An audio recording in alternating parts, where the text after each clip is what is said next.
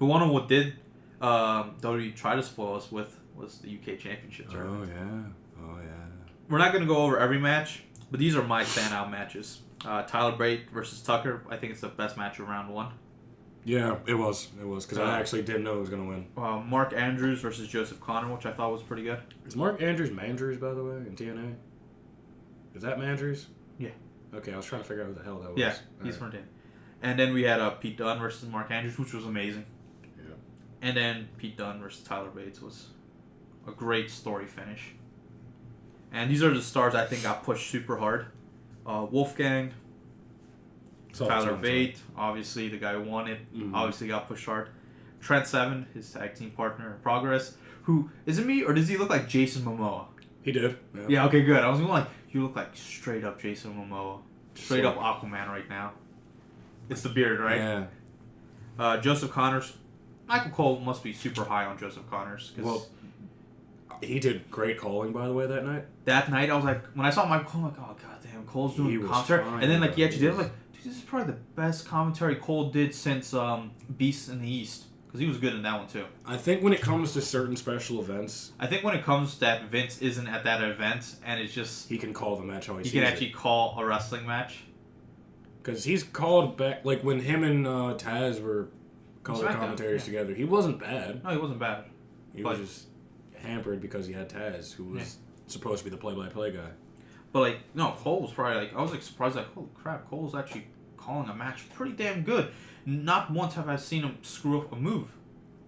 This is true. I was like... The only time... He'll screw up names. He never screws up moves, though. The only thing he screwed up was, like, when Balor made his surprise appearance. Mm-hmm. I was like, oh, you knew he was going to be here, Cole? I'm pretty sure day one you introduced him in the crowd. Yeah, that was, like, the only thing that I was like, really? You knew he was going to be here, Cole, huh? You know, I can go to day one and I can see you introducing him in the crowd. You specifically. It was right there. it wasn't Nigel, it was you. Also, Nigel was awesome. It was awesome. Like, I like Desmond Wolfe in TNA. I kind of miss Desmond Wolfe. Why doesn't he wrestle anymore? No, he can't wrestle. What happened? Was it the Dan O'Brien thing? No, it was something with something in the blood. Oh, okay. Yeah. So I was like, which was like when he was signed to do the UK tournament, you just see Daniel Bryan put a tweet like, "Wow, man, me and Nigel finally in the WWE. Shame we can't wrestle anymore." I'm like, make me sad. Can we just also talk about Daniel Bryan not giving a single crap about anything concerning that company, by the way? I freaking love it, though. Let's just mention everything I hate, but without actually mentioning it. I freaking love it because it's like, you're not going to fire me. You can't. Because you know, the minute you fire me, I'm main eventing New Japan. I'm main eventing Ring of Honor, so you can't fire me. You're holding me hostage, but I'm holding you hostage. It's like, oh, you don't want me to say stuff? What are you going to do? Huh?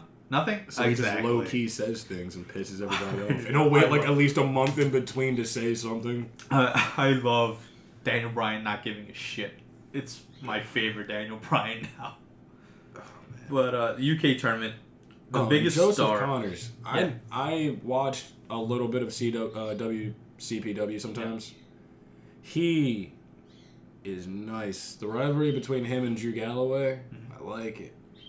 The reason why I put Saxon Huxley's here is because it's basically Jesus wrestling. Yeah, he looked like Jesus. The crowd figured it out. It was Jesus. I mean, he's not really Jesus. He's wrestling Jesus. Wrestling Jesus. Kind of like Seth Rollins' CrossFit Jesus. Yeah. And like the chant during his match. Jesus. Oh, hey, I want to know, will you be my God? I'm like, oh, this crowd is so good. I remember that now. I love that crowd. I just enjoy Pete Dunne. Pete Dunne.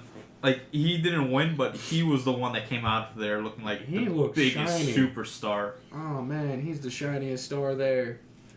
Like, if he stays in the UK wrestling scene, then more power to him. But if he goes to WWE... I mean, it kind of seems like he wants to, like, leave. He fits. Because, like I told you, like, he cut a promo when he won the Progress Championship. Like, this is only good enough for me to hold it down to write a contract over it. So it's either I'm going to Florida or Tokyo. I'm like... Yeah. If he goes to Tokyo, good God. British Strong Style meets Japanese Strong Style, it'll be amazing. The technicality of the matches, too, like... because British style wrestling is very technical. Very technical. That's what you like. That's why I learned watching this tournament. Like, damn man, a lot of technicalities. That first round was straight up technical wrestling, but it was slow paced, and I was like, okay, this is it is what it is. Mm-hmm.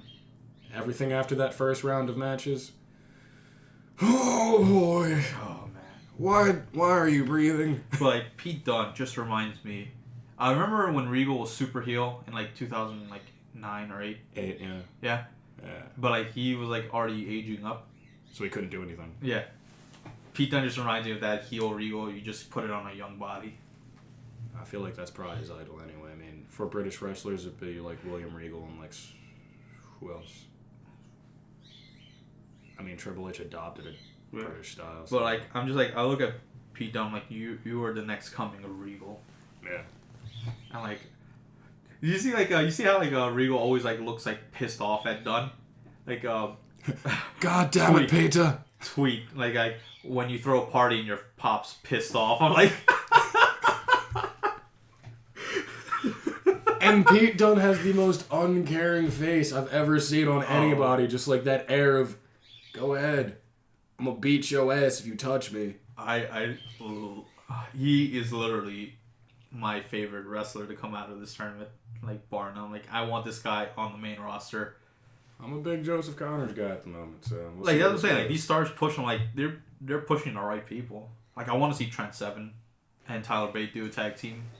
Like imagine those two going against American Alpha, Revival, DIY. Speaking of all right, so this was kind of a funny moment. I was at a club this past weekend and I had my Revival shirt on. And as I'm sitting there dancing, this dude out of the blue taps me on the leg because I'm like higher above him. And he's like, boo! Boo the Revival! DIY! DIY! I'm like, yo, it's all about no flips, just fists, man. It is the best shirt in NXT right now, too. That's why I bought it. I'm like, it's the best shirt, man. That's why I bought that thing. So how do you feel about like the UK tournament just being like a Triple H logo? Come on, you know what? It's cool. You know you want that shirt. I want it. I've been any Triple H shirt because he does have some of the best merch. He does have some like the most metal merch out there. It's just like it's always just a king's skull and sledgehammers. And I'm just like that. But you know what? Honestly, I'd laugh if Triple H was the actual belt holder and they had to beat him for the belt just so he could have a belt around his waist. It's like I was the first UK champion and now I can give it to you. He crowns himself as the first UK champion like just to be a douche. Tyler Bate beat Pete Dunne. Like, okay, you beat he Shao Kahn's him. Like, I am the real champion.